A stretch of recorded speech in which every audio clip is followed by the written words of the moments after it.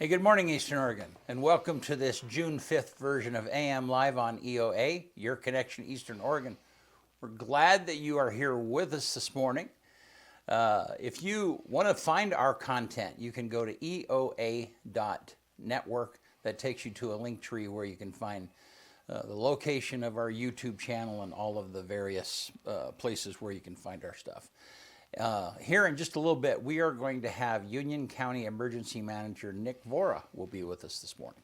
Glad you're here. Yep. How are you, man? Good morning. First Friday. Yeah. Been busy taking pictures of little kids. Yeah. Well, big kids too, but I've been trying to get out and get some little league games. It's been kind of fun. Like, they make the funniest dang faces. Yeah. And when they see you there with the camera, they know. Like, the one kid never took his eyes off me. Like, he was even hitting and looking at me like and Rock's son, he was just the whole time. You're like, say hi to Dodzy. And then he never took his eyes off me the entire time. Yeah, it was pretty very funny. Hey, Optimus is doing a fishing derby this weekend. It's free up at Morgan Lake. And the cool thing is it's on free fishing day. So you don't have to have a fishing license. You can take your kids up there. All that they ask is bring your own pole if you have it, because they have a few poles, but not a lot. They're going to provide refreshments. They're going to have a 50-50 raffle. It's a fishing derby, so I'm sure there's going to be some prizes for the fish, the biggest fish or the smallest fish or whatever. That happens from 9 to 3 this Saturday up at Morgan Lake. Last year alone, Optimus donated $24,000 to youth in Union County. That's awesome. That's pretty solid, you know what I mean? And that's something that we should all get behind because these kids are super important, and we need to get them engaged in outdoor activities and athletics because the trend is going down with engagement, and we need it to be going up. Also, EOU has their youth football skills camp on the 11th from 10 a.m. to 3 p.m. They have a lunchtime, but lunch is not provided, so bring a lunch. It's $50, 3rd grade through 8th grade.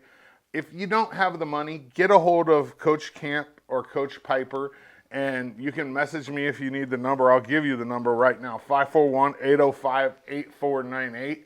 And like I said, if you don't have the $50, they want you at the camp anyways. They want every kid to have the opportunity. So just get a hold of them, and they'll make sure that your kid gets into the football camp because it's important. Good stuff. Thank you. Yeah. So it's reminding me. So we're going to be. We have some tickets to the Eastern Oregon Livestock Show that we're going to be giving away on our social media, provided by Loveland Safe Ride. And so watch for that on our social media today if you want to be a part of that giveaway. So, hey, you want to do sports? Let's do it. All right.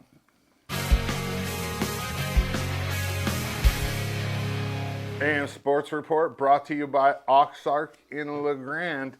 Oxark is your Eastern Oregon supplier of industrial gas, hydraulic hoses, welding supplies, safety supplies, and all of your rigging needs.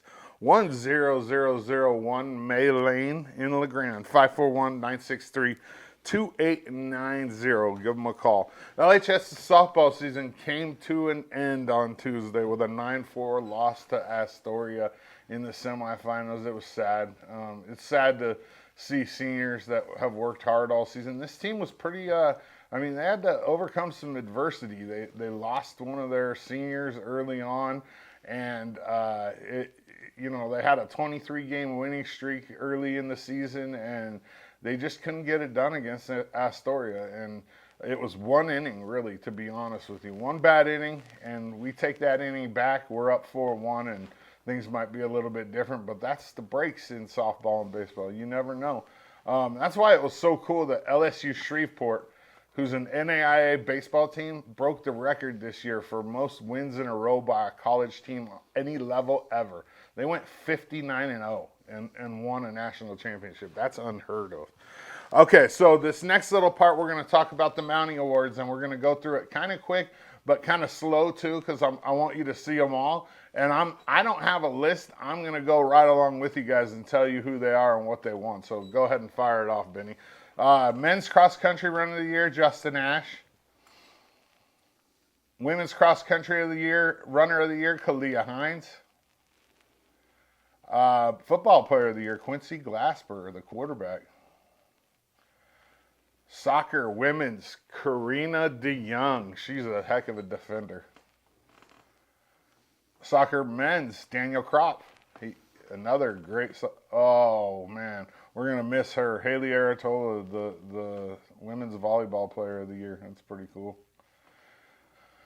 Women's basketball player of the year, Kelsey Siegner, Eastern Oregon girl. A little faster, Benny. Garrett Hawks, men's basketball player of the year. Women's wrestler of the year, Liz Weaver. She was an All-American. Men's wrestler of the year, Nico Rodriguez. Another All-American. Performer of the year, so dance and cheer, that's Kate Jones. Baseball player of the year, Trevor Baker. He played pitcher and in the field. Oh, there's the queen, Kylie Parsons, softball player of the year. Lacrosse, women's lacrosse player of the year, Claire Beaver. Track and field female, Adrienne Washington. So leave it there for just a second and let me explain something about her, Benny. She also played 4 years of volleyball at EOU. She's quite an amazing athlete.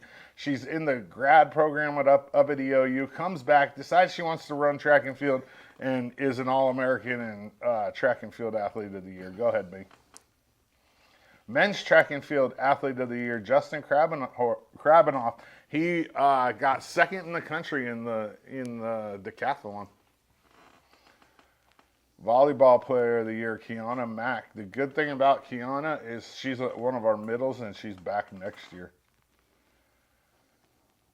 Breakout athlete of the year, back to Quincy Glasper, the quarterback. He had a heck of a season. He kept EOU in a lot of games. Female newcomer of the year, Reagan Clipper. She hit over 400 for the Mountie softball team and was a big part of the reason why the Mounties finished third in the country. Justin Krabanoff is the male newcomer of the year. Like I said, he finished second in the country in the decathlon. He's a track and field athlete. Softball 15-inning game versus Southern is the game or event of the year. That was maybe the game or event of my life, to be honest with you. It was quite amazing. It was, yeah, you just had to have been there. There was a lot of people there too. It was, yeah. It's one of those ones you never forget about. Oh, the Hope of Dope. Hope's walk-off home run against OLU, the moment of the year for EOU softball. Women's basketball is the female academic team of the year, so that means they have the best cumulative GPA up at the school. And then there's no question men's wrestling, male academic team of the year. They almost had a 4.0 as a team with that many guys. That's crazy. Yeah, they're quite amazing. Softball team of the year. Softball raked in the awards, and I could not be happier. It's so awesome. I'm so happy for them. Coaching staff of the year. Softball, Coach Christian and Woody, man, they just do an amazing, Teresa, Bob, they do an amazing job up there, and they just keep getting better. Female athlete of the year, right back to Kylie Parsons on the softball team. She was absolutely amazing this year.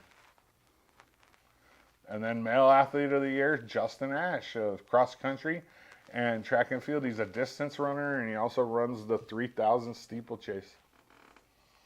And then finally, it came out last week.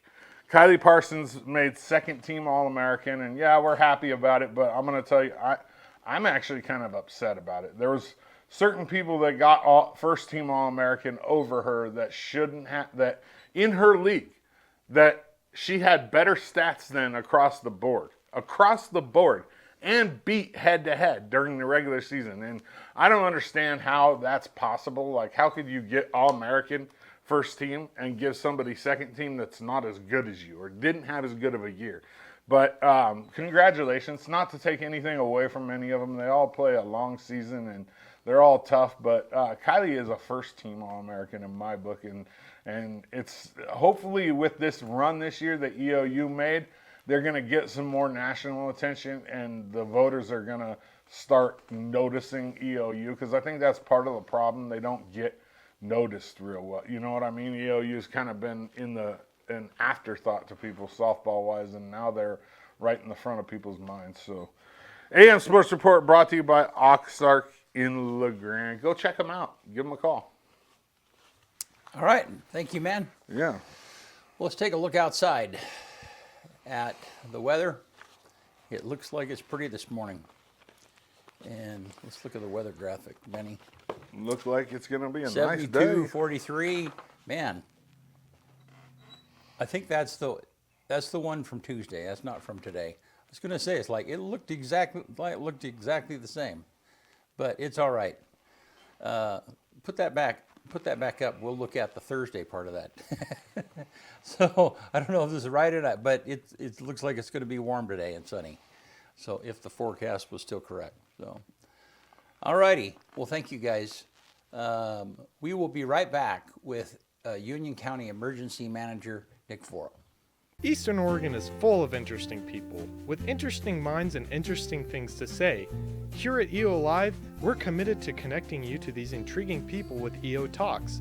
We let our special guests share their ideas and life experiences with deep, open, engaging, and inquisitive conversations. You'll also be informed in depth on some of the most recent and relevant events, issues, and more. EO Talks on EO Live, your connection to Eastern Oregon, now on Roku.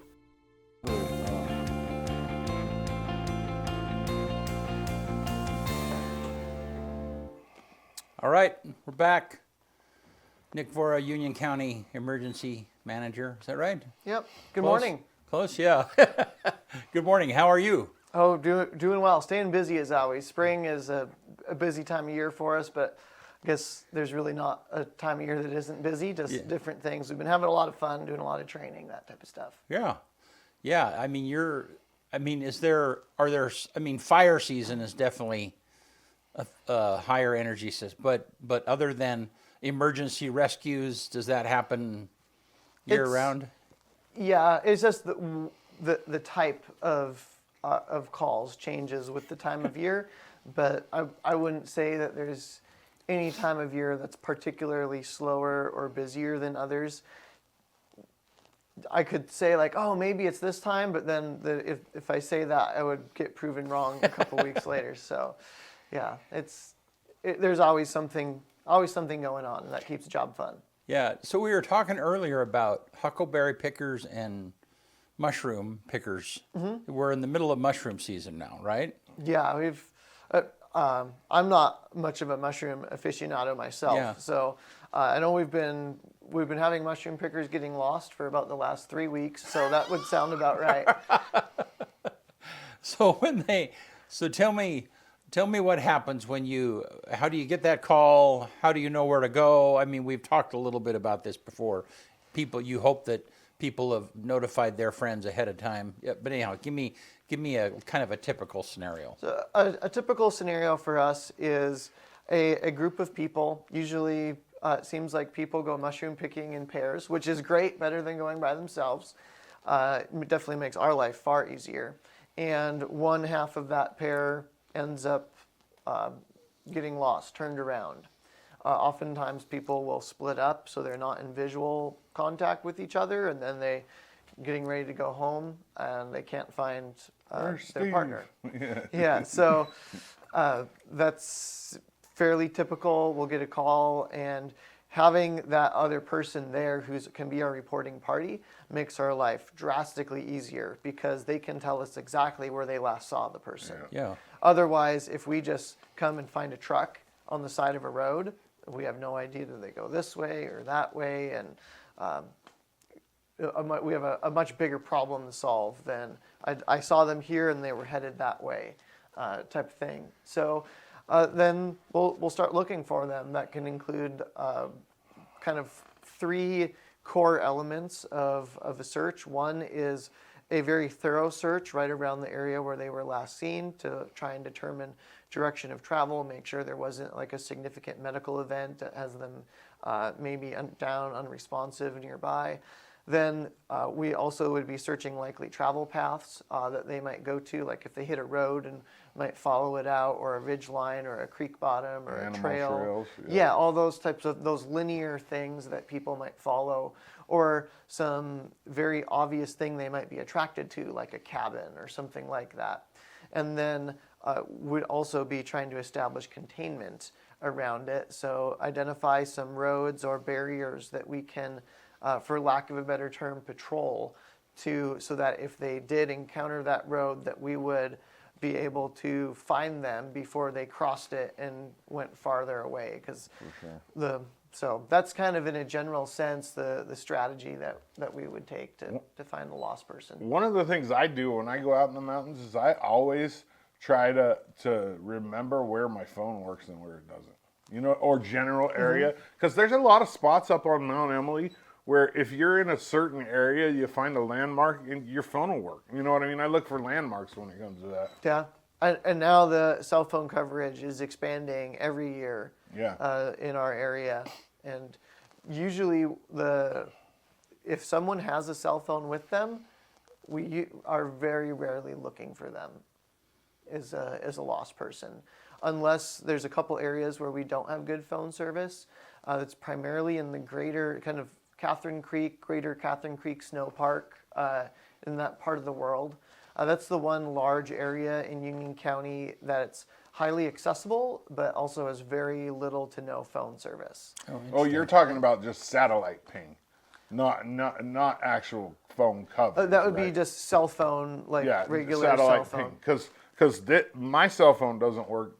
Like, say, go up 600 road, it only works at a couple spots on the 600 road. So your commercial carrier might not work, but I would That's what I'm bet saying. that if you were to call 911, that wouldn't be satellite, but you'd be just your phone carriers are required by law to accept a 911 call regardless of who's making it. Right. So even if it shows that you have no service, there's a decent chance in that area you'd still be able to make a 911 call. That's interesting. I don't think that's commonly known. Yeah. I mean, most people would go, I got no service, so they wouldn't even try 911. I'd try it anyway if I was in enough trouble. So we often find ourselves looking for people where their phone is on the dashboard of their car or on the seat, and they're like, I don't have service here, I'm not going to take it with me. Right. Or people that don't have a phone.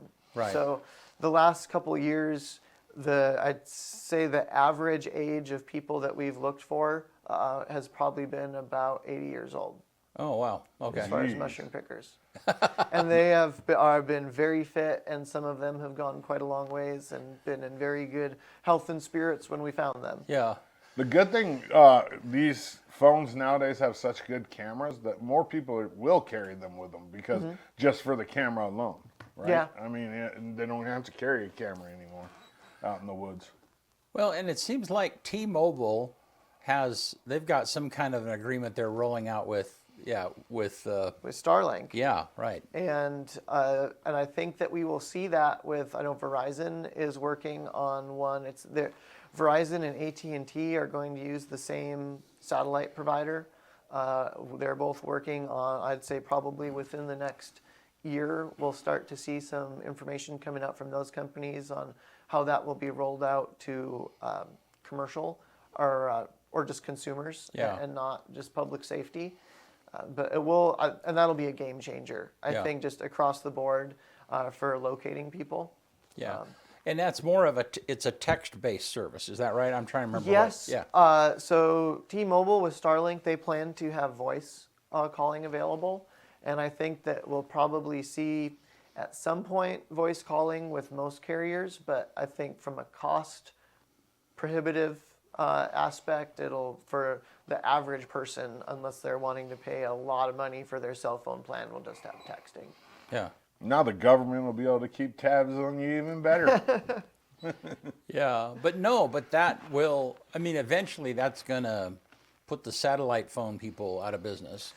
Or yes. Does that, right? And actually the current companies that are providing satellite phone coverage, some of those companies are who the terrestrial cell phone companies are partnering with to offer the satellite texting. Yeah. So I think they're probably, they're just going to end up changing what they do and what they specialize in, Sure. and not so.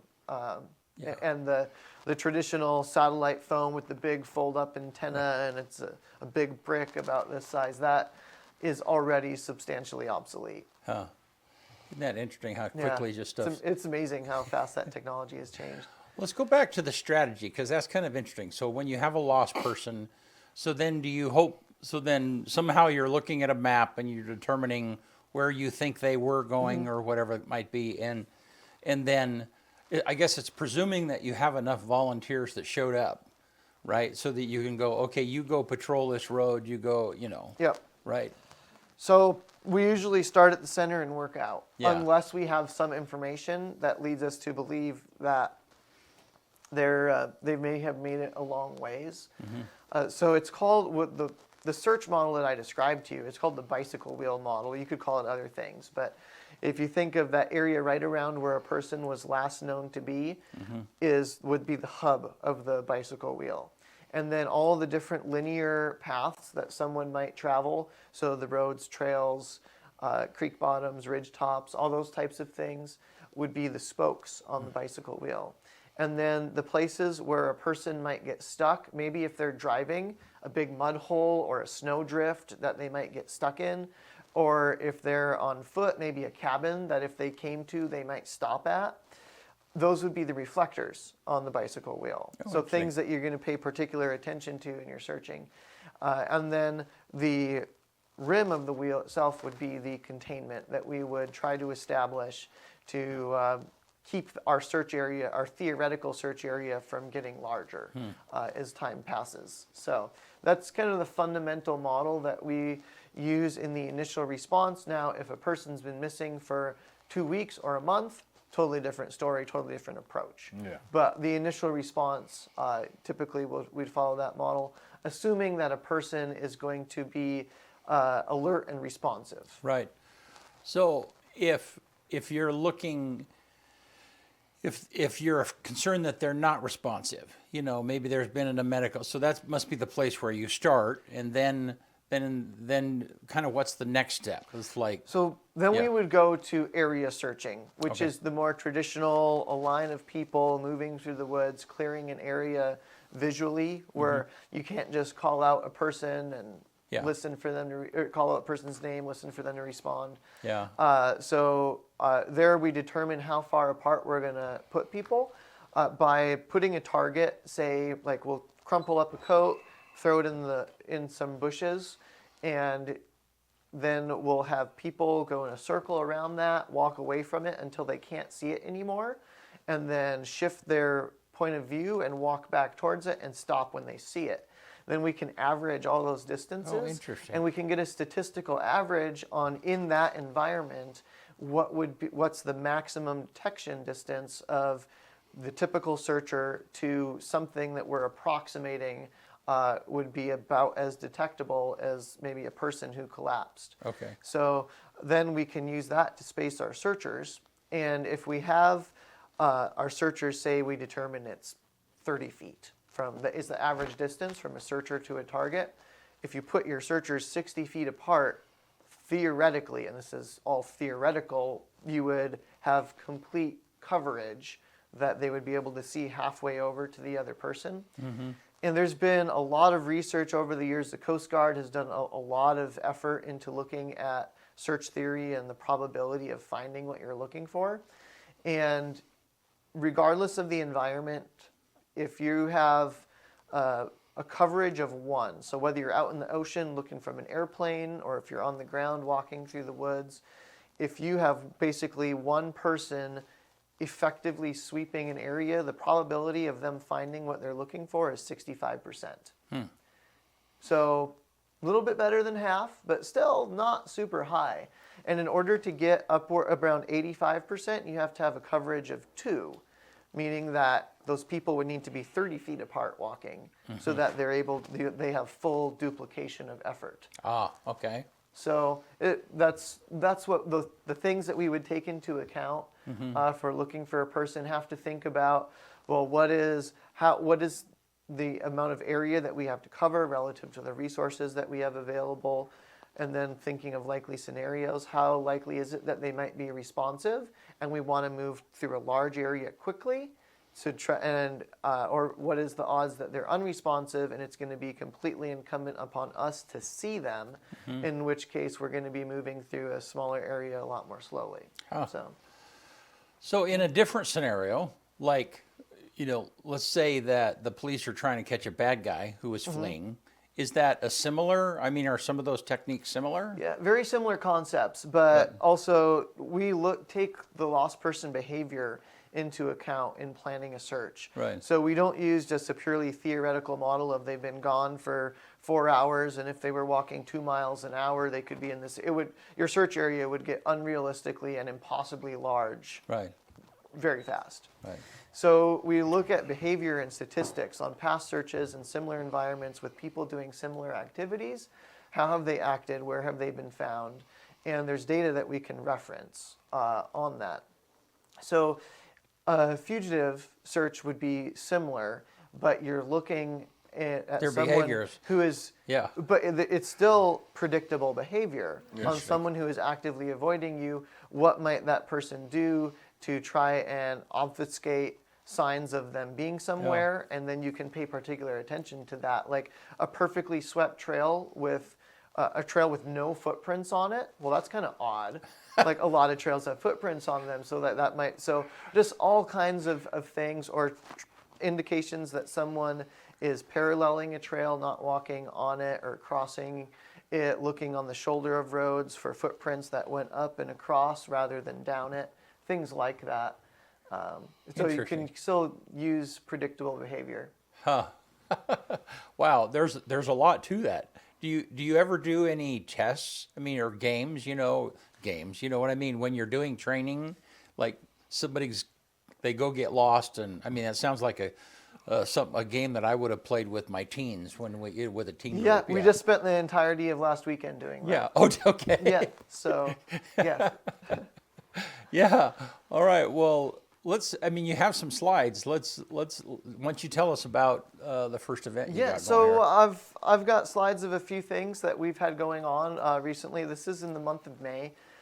We started out with the Oregon State Sheriff's Association has formed an all hazards incident management team. So essentially a group of people that can respond to a local jurisdiction, whether it's a city, a county, tribe, whoever needs us, to help them manage an incident. So we simulated that the city of Springfield, Oregon by Eugene had a devastating flood, and we had to evacuate the hospital and some resident care facilities and about 12,000 homes and 30,000 people. And so simulated that response at the State Emergency Coordination Center. So myself and other emergency managers from around the state went there, worked with state employees and state staff, and managed that simulated incident. And we had a lot of fun, and also learned a lot of really good lessons on working with each other on a large and fairly complicated incident. Yeah. And then on May 30th, so fairly recently, we worked with the Center for Human Development, Oregon Department of Human Services. Our neighboring counties also provided staff, and a variety of other local organizations that provided staff to help us do a full scale, meaning like you're actually not just talking about it, but actually doing it, exercise evacuating Wildflower Lodge, working with Wildflower Lodge as part of their emergency operations plan, bringing some of their residents to the Union County Senior Center, and who was also a very key partner in this, and feeding them lunch, simulating something happened at the facility. It was no longer a good place for people to be, so we brought them to another place while we awaited transport to our more permanent solution, which was essentially just bringing them back home.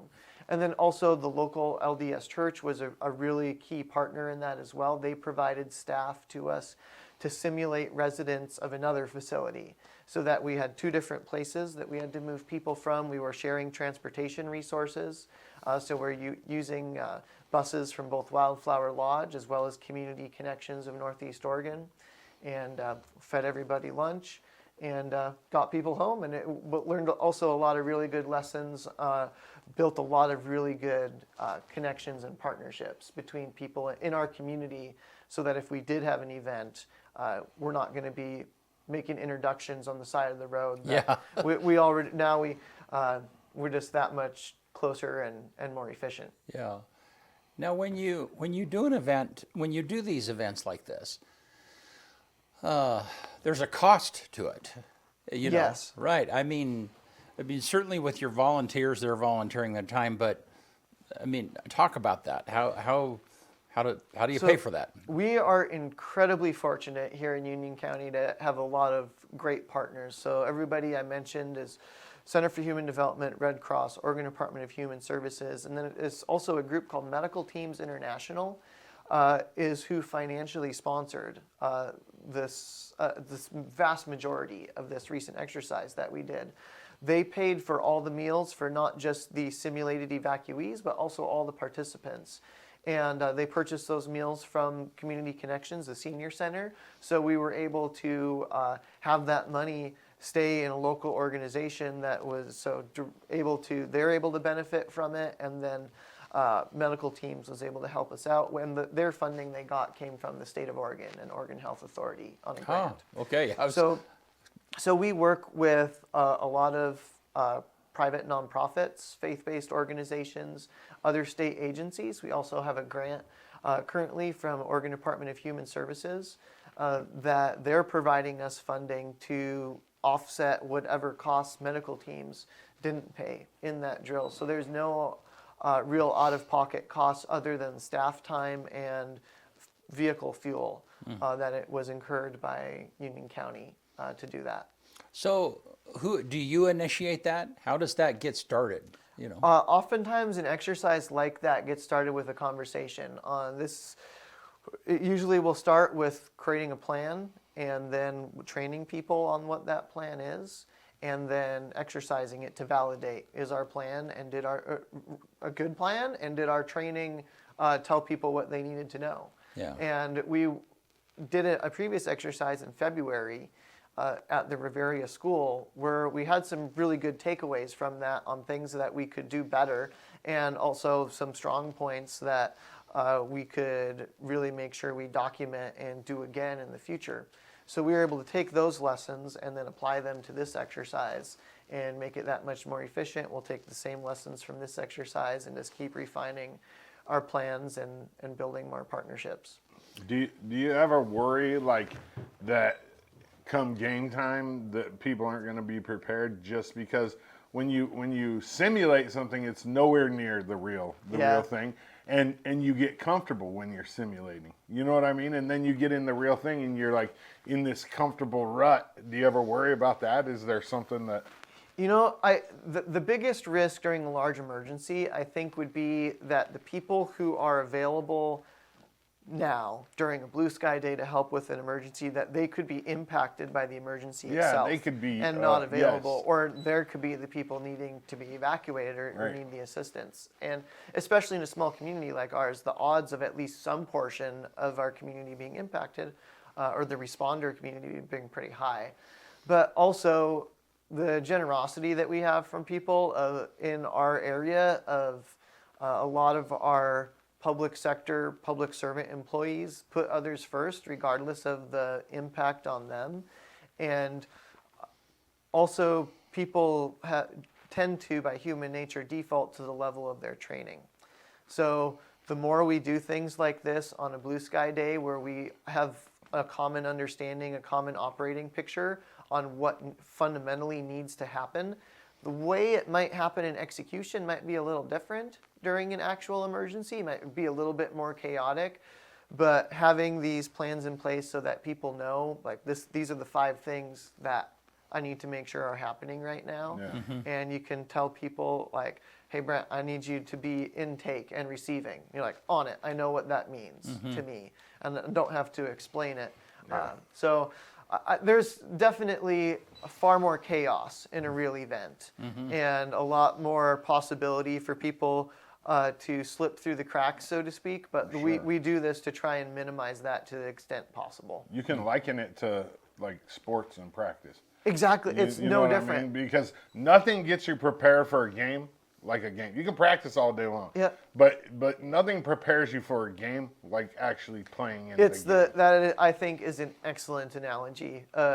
We can practice all that, run drills and work on our footwork Right. all day, and it's like, well, how is footwork going to help you win a game? But when it all comes together, Yeah, if I don't it's have second nature, if I don't then- have to think about the footwork and it just happens, then I can focus on what everybody else is doing. Right. Absolutely. Yeah, that's interesting. I don't know if you've seen the show The Pit on Apple TV. Haven't heard but of it. oh, it's fantastic. It's kind of The Pit is an ER in a metropolitan area, and it's a 12-hour shift, and they have 12 episodes, and so each episode is 1 hour of one day. Yeah. Anyhow, well, in the middle of this one day, I mean, the crazy thing about the show is, of course, they throw everything that possibly could happen in that one day, and one of the things they do is they have a mass shooting casualty event, and it was really interesting to see how they prepared for that. I mean, clearly they had. I mean, it's a show, but it gives you this example of, they each knew, okay, this is triage, this is how it's going to be set. I mean, and they had these gigantic carts that they rolled in, and this material was just prepared for this particular type of event. And it reminded me of this kind of stuff, preparing for exactly. that. Well, they just had a mass stabbing in Salem a couple days yesterday. Yeah. At the Gospel Mission, 12 people. Yeah. I mean, wow. that's mass. That's a lot of people. 100%. Yeah. Wow. Yeah. So I guess the one question I have is, so do you take models that other people have done of this and you kind of adapt? I mean, I would imagine you spend a lot of time looking at a plan and figuring it out and tuning it and tweaking it. Is that you? And substantially, yes, with a lot of help from some really great partners that we have. It's impossible to be a one-person army. Right. So we're working with all of our partners in the community is what makes that possible. And the process of planning is far more valuable than the plan itself. Right. And the conversations that we have, and as we're putting something together on, how would we approach this? What would be the best way to do it? Or during an exercise, finding like, okay, the way we did this was a little awkward. Maybe the way we had these tables set up. Next time, let's make sure the tables are on this side of the door so that when people come in, this flows. So even it could be minor things like that.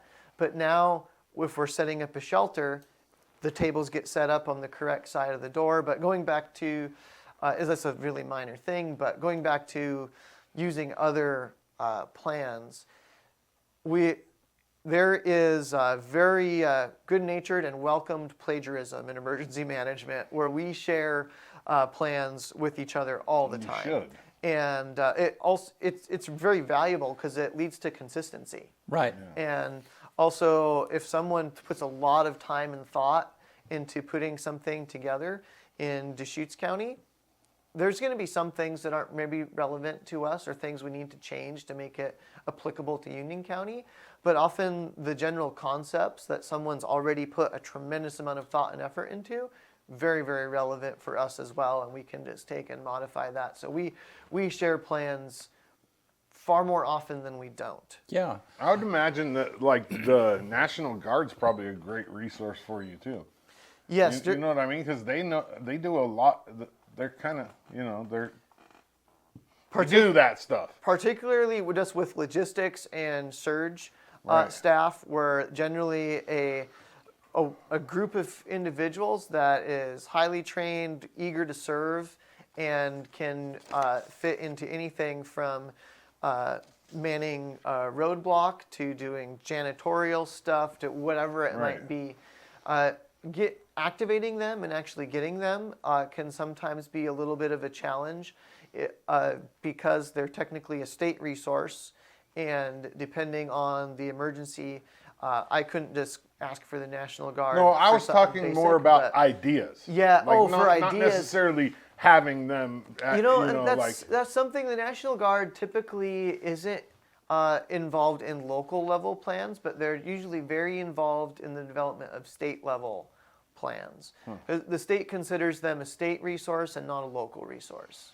But do a lot of like Guardsmen or people that are ex volunteer? Yes. So you and have that Yeah, resource. we see, and we really benefit from that a lot. A lot of people with prior careers in military find their way to emergency service volunteering, Yeah. or just a second career in something related to emergency services, and that just the organization and the dedication and all the different attributes that makes a good member of our armed forces makes an excellent contributor to our community. Well, yeah, a afterwards. search and We really rescue in benefit my from eyes it. should almost be militant. You know what I mean? Like It's- a way of thinking. It, has that's to the be, way we organize. We use the same incident command structure in SAR that we use in fire and law enforcement and across the board, so that we can be as interoperable as possible. Gotcha. Yeah, that's amazing. I had a question and it escaped me. I guess let's go back for just a minute and tell me, so if somebody does get lost, we're going way back. Give us some advice on what they should do or shouldn't do. I mean, Okay. so they're out mushroom hunting, it's getting dark, what is your advice for them? And it's weather like this. They know they're not going to freeze to death. They're going to get, Yeah. but yeah. So generally, the more a person moves, the harder it is to find them. Because if someone gets lost, usually it's because they don't know where they are. They're turned around. So if they keep moving, trying to orient themselves, it's often the case that they just get further disoriented. Whereas if you knew where you were, but now you're turned around, you're like, I know I'm within a quarter mile of my truck. I just don't know which direction my truck is from me right now, if it's this Okay. way or that way. If you stay put, the odds of us finding you within a quarter mile of your truck, very high. If you keep walking and now you're 3 miles from your truck and you're still not sure what direction it is, the odds of us finding you in that same amount of time are much farther because you're that much farther away from where we're going to start looking. So the number one thing would be to stop. Hunker down. And then the number two thing, I would say, if you have a phone, call 911. Before you call friends, family, 911 being your first call, for the reason we discussed earlier, you may not have service with your Phone might normal die. provider, or you're at 5% battery or something like that. If someone calls 911, that is the best way for us to get their location. Because unless they've deliberately disabled it in settings, a phone is set up to transmit its GPS location when you call 911. We can't get that GPS location from historical data. So if you're making other phone calls to other people and then your phone dies, we have to do a much more difficult, time-intensive process with essentially analyzing the signal patterns of your transmissions, what tower you were talking to, and the signal strength to approximate distance and range and direction. And it's much more of a math problem than it is, here's the coordinates, this is where the person is. Right. So a 911 call, definitely, that makes it a rescue and not a search, because then we know where to go get you. Yeah. Just stay put, we'll be there in however long it takes us, and we'll get you to your truck. Yeah. Or your car.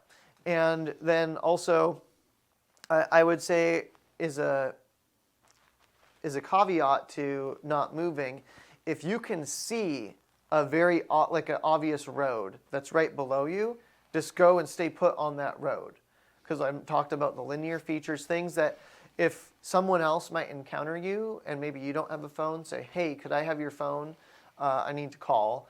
And let them know where I am. I hope there might be people looking for me, and letting us know that, kind of where you are, that type Right. of thing. So that fundamentally that would be it. But then also just going prepared, having some way like a little battery stick so that you could recharge your phone if the battery gets low. packing extra water. Or food, well, you're not going to need food to stay alive in most cases, for at least for the first few days. Food can provide a lot of psychological comfort. Because if you're really hungry and you're cold and you're lost, that puts you in a little bit of a different headspace than if you're not hungry and less cold, but still lost. Okay. So, and if it's night, what should you do? Yeah. Would all the same rules would apply. Find a way to keep yourself warm if it's cold outside, and also plan to bring layers with you.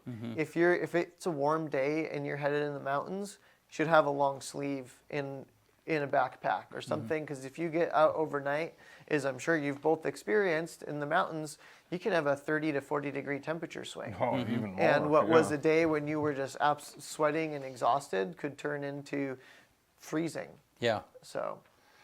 And a lot of people, I mean, there are sometimes when people wander in the dark, they'll walk off a cliff. They'll injure themselves, right? Definitely. Travel at night, I'd say, would be ill-advised under just about all circumstances, unless there's something that, and also distances can be deceiving at night. You see that light in the distance, what you thought was maybe a campfire could be a ranch house light that's actually 10 miles away. You were seeing through the trees, and what you thought was like a couple 100 yards away is miles away. Yeah. So just staying put at night is just staying put in general would be advice across the board. Interesting. All right. Well, hey, you had some more pictures. Yeah, so speaking of search and rescue, in May we've been busy having a lot of fun, but also practicing some pretty valuable skills. Mira is a great training ground for SAR. This is some photos from some recent rope rescue training that we did at Mira. Working on some different technical skills. Also worked with our water rescue team, so that's the Sheriff's Office, Marine Patrol, Search and Rescue, and City of LeGrand Fire Department staff combined. Where is that? That's at Riverside Park. I was going to say, that's Riverside. So what we were doing here in this drill was practicing positioning the boat via ropes tethered on the shore with the rocks and different obstructions in the river. If someone, say, had fallen out of a boat and was trapped on a rock in the middle of the river. The water level's pretty low right now, but it provided just a good training opportunity for practicing maneuvering a boat, and we had to shoot the ropes across the river since the bridge is handy, but if the bridge wasn't there, how would we get a rope across? Yeah, and I think you brought that contraption. Yeah. So that, and then also our Swiftwater team had a very generous invitation from the Wallowa County Search and Rescue Swiftwater team, where they flew in to the Minam Lodge, Red's Horse Ranch area, and then floated out the Minam River to Highway 82. And the reason they did that was to familiarize themselves with the Minam in the wilderness, because there's now for-profit companies that have trips where they will drop people off there with their boats and gear, and they'll float out. So the probability of there being a potential incident we needed to respond into with Wallowa County there is reasonably high. So they wanted to make sure that we were familiar with all the different areas, potential landing zones for helicopters, things like that. So really appreciate Wallowa County's invitation, and they provided the aircraft. Then also, while members of our Swiftwater team were doing that, I was with the balance of our team who was available to train in John Day. We had a regional Eastern Oregon search and rescue training for 3 days, Friday through Sunday, where we had classes on some really fascinating classes on bone identification, death investigations, working with canines, landing zones, patient packaging, that type of stuff is a classroom component. And then we also ran scenarios that involved multiple missing people, also injured. Some of them, all simulated injuries, obviously, when we found them, so that we had to deal with the missing person problem and then also deal with the injured person problem, so to speak. So Grant County was an awesome host, and I believe it was their commissioners who are the stewards of their transient room tax program. They provided grant funding to substantially cover the cost of that training event, which was really awesome and helped out our volunteer organizations there. And we had searched about I think at least 8 counties and Civil Air Patrol represented their training. So several aircraft from Civil Air Patrol assisting with communications as well as aerial search. Wow, cool. Is there something that you wish you had more knowledge of yourself? I mean, there's so much variety in what you do, and I know that you like that. What Really, just everything pretty much, because by nature I'm a jack of all trades and by no means a master of anything. So I being able to have much more in-depth knowledge on any one of these things would really be great. But on the technical rescue side of things, those skills are so perishable. If there was some way that I could try to retain some of that knowledge or learn some of the different technical specialties. So why is it perishable? Help me understand that. Because it's highly detailed and there's generally a lot of numbers, math, things you need to take into consideration for something like rope rescue. There's the concepts of what you're trying to accomplish, but then also it's, well, how do you use this arrangement of ropes and pulleys and anchors and webbing to accomplish this specific type of mechanical advantage system in this specific type of context and things like that can be pretty complicated. And one of the capacity or capabilities that we really don't have in Eastern Oregon that I guess from a knowledge as well as a resource standpoint that I would really like to be able to add back is a structure collapse and confined space rescue aspect.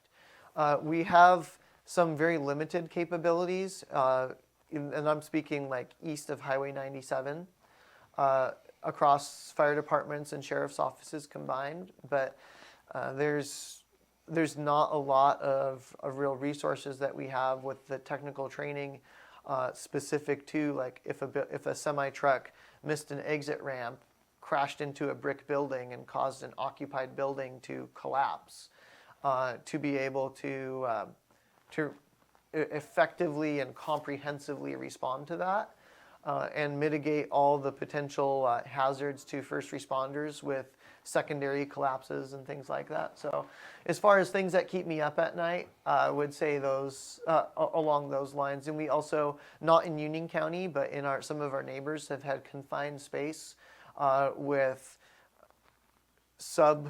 air quality that was not breathable, but so there's a technical rescue, rope rescue component along with an air quality component, but the space is too small. You can't wear an air pack in there, so you would have to have a supplied air system. So it takes a huge amount of training, incredibly expensive to maintain a team that does that, which is why Eastern Oregon substantially doesn't have a lot of that capacity. So it would probably be around to the tune of probably 6 figures a year to maintain a team. So that's something that if I had an unlimited budget and unlimited volunteers and staff, that would be the next capacity I would add. Interesting. So yeah, I mean, and I never thought about how every one of those is a different incident, and training for it. Somebody is trapped in a car because of a car accident. That might be one thing, and a rope. I mean, all of these things are super interesting, and you train. In my understanding, then those have a label. They have a specific training with them. They have a specific equipment, and we had talked before how that since the counties in Eastern Oregon collaborate together, you guys, there are some of you that are good at some stuff, yes, and some that are good at others, and that you collaborate in that manner. Yep, exactly. Yeah. So like Union County, for example, our swiftwater rescue team, we don't have a lot of or train a lot with motorized watercraft. We use kayaks and paddle rafts and catarafts, and Sheriff's Office Marine Patrol does have a jet boat. But we focus our efforts on the river-based rescue side of things. We don't have dive rescue or side scan sonar or things like that, but Baker County does have dive rescue. So they're a resource that we can call if we need a dive resource. And then Wallowa County has more on the motorized side of swiftwater rescue resources. So while we all try and have those resources for the initial response, so that you can get someone on scene, start fixing the problem right away, for some of the more really expensive, more specialized stuff, that's where we try and not have too much duplication if duplication doesn't need to exist. In some cases it does. Like, you're not just going to have one county have a fire truck and say, well, we'll share it. Right. You might need Right. that, and you need that to show up right away. Right. But for some of the more specialized stuff, so like currently in Oregon, from a structure collapse or a confined space, that's where we call through the state meter, or hazmat is another great example. We call through the state system, and then teams that are elsewhere in the state would get mobilized to respond. Now, how is that paid for? In that, like, those other teams get in the vehicle, they come. I mean, how? It gets into some fine administrative details on who the team is, who asked for them, how they were asked for, and Yeah. the type of incident they were asked for. So there are some state teams like hazmat that the state pays for. Then there's other teams that maybe the state doesn't pay for that likely would respond on the goodness of their heart and not request reimbursement. Okay. So that is the case in most instances. There could be some instances where, particularly if equipment gets broken on a search, where that agency might ask for financial help with covering it. But typically with emergent incident or the emerging incident mutual aid response, when we go to help each other, we don't ask for reimbursement. It's implied that if you're responding, you're also covering your costs.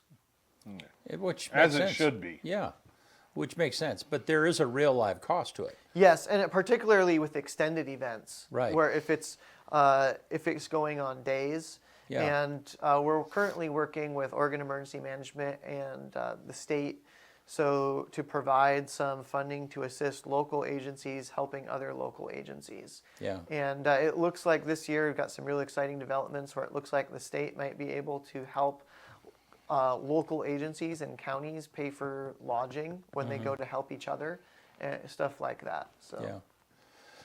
So I remember what I was going to ask you before, because we were talking about the event, responding to an event organization and that kind of stuff. And we do some bigger events ourselves, nothing like this. But one of the errors that I often make is I'll spend months planning it and figuring out who's going to do what, but I will keep that information to myself. And so then the day of, it's like, man, I should have shared this with more people.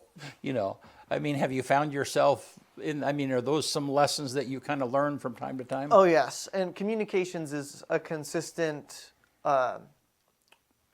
opportunity for improvement, we could say, just across the board, regardless of what's going on. Yeah. It's just human nature. It's something that everyone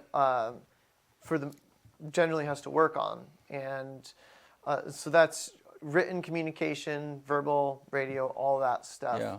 Is something that we're always have a really key emphasis on continually improving before an incident in the planning process, as well as during and afterwards. Well, and more than one person has to have the information. I mean, Yes. so there's a lot of if there's questions on how to do something or who should be where or whatever, it can't all be coming to one person. Yeah. So. Yeah. Well, hey, thank you, Nick. Always. pleasure. Is there anything that you need to make us aware of coming up? Fire season's coming up. Anything? Yeah, that you- I would say in regards to fire season, just general, it's this time of year. It's really tricky with fire conditions from a regulatory standpoint. We could have hot, dry weather today, and we could be in knee-deep mud next week. Yeah. Really variable. So people, particularly in the spring, need to be using common sense. Looking at the conditions that particular day, and just because burning regulations allow doesn't mean that an individual should.